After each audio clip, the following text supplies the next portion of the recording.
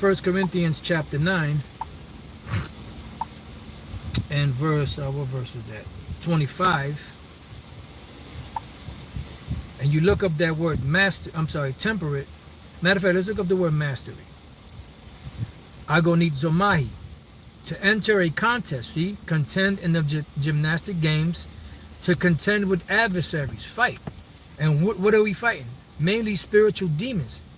These people that come up, whether they're Christian or whether they're just grimy individuals in the street, that come and do and say certain things that irritate, agitate, this is all a fight. It's a struggle.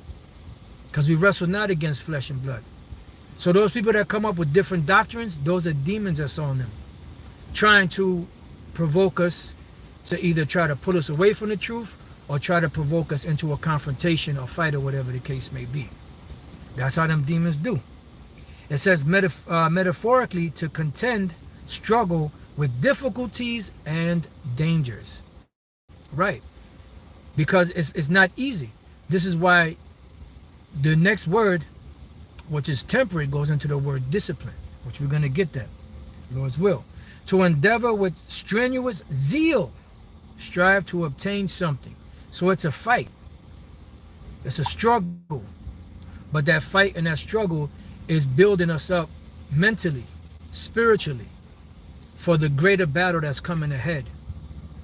When you go to war, you have to train. Those are the training grounds. And once you get to the war, that's where all of the skills that you learn are supposed to come out and help you in this struggle that's going down. Same thing with the spiritual war, right? So the next word is temperate, and the word temperate is akainos. Nope, that's the wrong one. The word temperate is ekratuomai, to be self-controlled, continent, which means what? Discipline. You training for a boxing match, certain foods you refrain from. You refrain from women. You refrain from certain passions. You put your body through rigorous training, conditioning, so that when you're in the ring with that individual, all of that hell that you went through training kicks in the ring, because now you can move a lot easier. You're not as winded as you would have been if you didn't train. No matter how good you are, you always have to train. No matter how deep you are in the knowledge, you always have to train, which is what? Keep the wheels turning with the truth. It says, in a figure drawn from athletes who, in preparing themselves for the games, abstained from unwholesome food, wine, and sexual indulgence. Right. Why? So that their bodies can perform at their maximum. And that's what it's about. So when we go back to what the Apostle Paul said, he said, and every man that striveth for the mastery is temperate in all things, meaning he's disciplined. Just like in this truth. And one thing that this truth teaches us is what? That the Lord chastens us. But he doesn't chasten us to destroy us. He chastens us to make us better.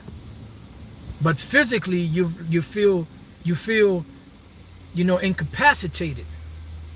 You feel like, damn, man, the fuck, but it's all for a purpose and for a reason. And when the time comes, that will be revealed. So, oh, that's why I went through all of that shit. For this moment, wow. That's when you have that wow moment, or as they call it, an epiphany. All right?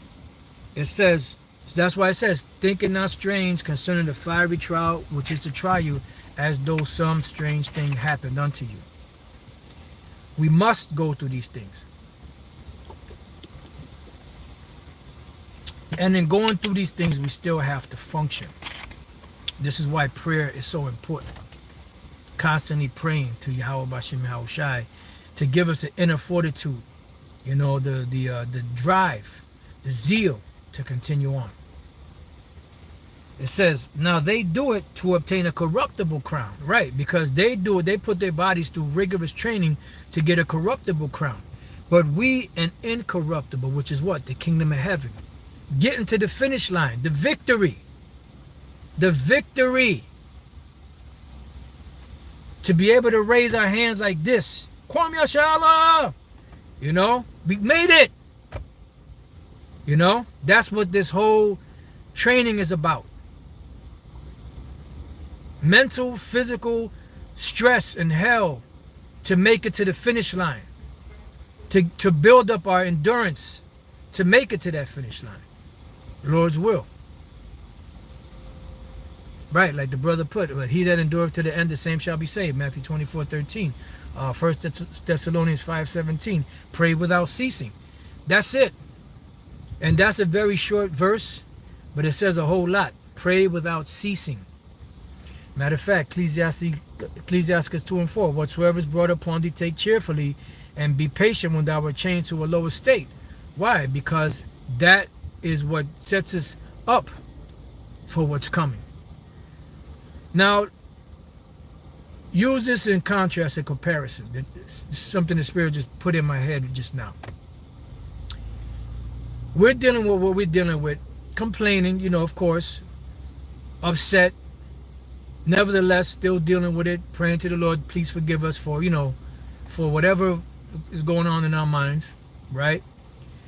But these people in the world, they're not experiencing these things.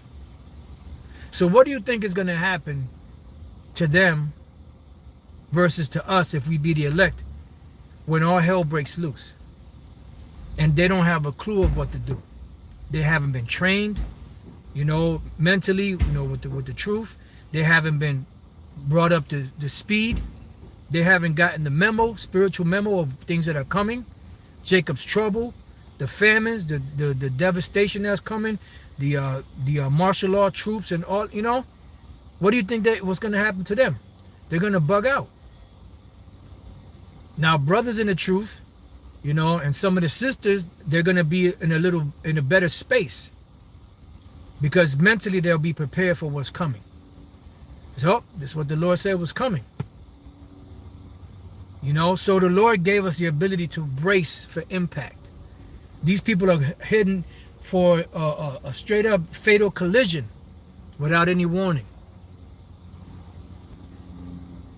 See? It says, I therefore so run, not as uncertainly, so fight I, not as one that beateth the air. Right. Because we're not just throwing punches. The purpose for training and sparring and all that is for what? To get your punches sharp, you know, your combination sharp, build up your stamina in the ring. You know, you're throwing punches, you're throwing, you know, hooks and jabs and, you know, uppercuts and all of that. You're learning how to bob and weave, you know, being slick, you know, with it. You know, Philly show your different defenses. Because when you go in the ring and you just start throwing punches, you're hitting the ref, you're hitting the, you know, the corner, you're knocking out your corner man, your cut man, you're throwing punches, but you ain't even hitting the opponent. And meanwhile, he beating the shit out of you, but you still throwing punches everywhere. No. So when we doing this thing, we're doing it, you know, with a skillful mindset of the truth.